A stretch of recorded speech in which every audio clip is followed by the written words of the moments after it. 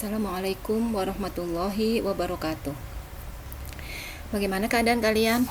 Semoga tetap dalam keadaan sehat walafiat dan selalu dalam lindungan Allah Subhanahu wa taala. Tetap semangat ya, meskipun belum bisa masuk sekolah seperti biasa karena memang keadaan yang memaksa demikian. Semoga pandemi ini cepat berlalu dan kita bisa memulai segala aktivitas dengan normal kembali. Amin amin ya robbal alamin. Ibu ucapkan selamat karena sekarang kalian sudah naik ke kelas 8. Terus tingkatkan semangat belajarnya, meskipun untuk saat ini masih tetap belajar di rumah. Baiklah, sebelumnya Ibu akan memperkenalkan diri dulu, karena seperti kata pepatah, tak kenal maka tak sayang.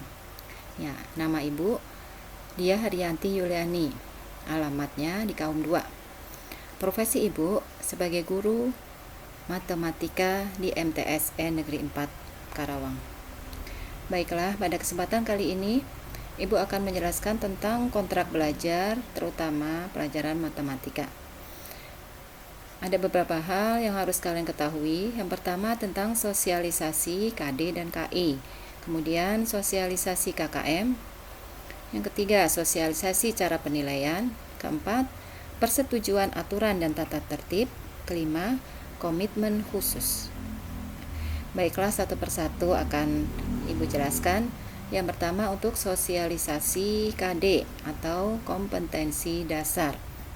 Yang pertama membuat generalisasi dari pola pada barisan bilangan dan barisan konfigurasi objek. Yang kedua menjelaskan kedudukan titik dalam bidang koordinat kartesius yang dihubungkan dengan masalah kontekstual. Yang ketiga mendeskripsikan dan menyatakan relasi dan fungsi dengan menggunakan berbagai representasi, yaitu kata-kata, tabel, grafik, diagram, dan persamaan. Kemudian yang keempat, menganalisis fungsi linier sebagai persamaan garis lurus dan menginterpretasikan grafiknya yang dihubungkan dengan masalah kontekstual. Kemudian kelima, menjelaskan sistem persamaan linier dua variabel dan penyelesaiannya yang dihubungkan dengan masalah kontekstual. Kemudian selanjutnya, menyelesaikan masalah yang berkaitan dengan pola pada barisan bilangan dan barisan konfigurasi objek.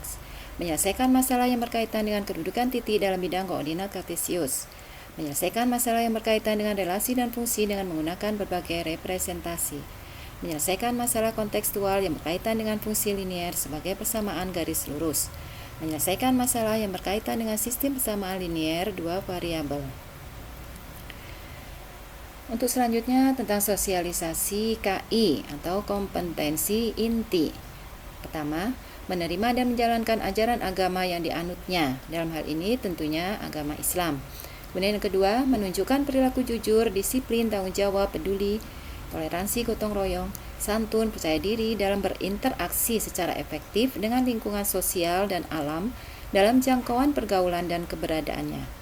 Ketiga, memahami pengetahuan, faktual, konseptual, dan prosedural berdasarkan rasa ingin tahunya tentang ilmu pengetahuan, teknologi, seni, budaya, terkait fenomena dan kejadian tampak mata.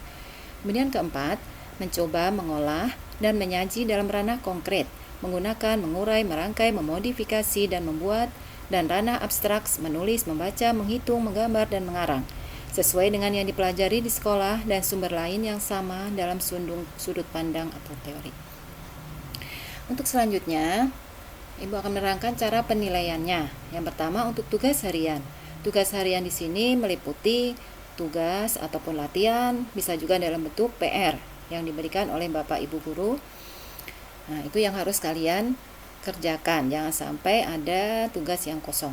Kemudian yang kedua, untuk penilaian harian, di sini bisa diartikan juga sebagai ulangan harian, dan itu wajib kalian ikuti.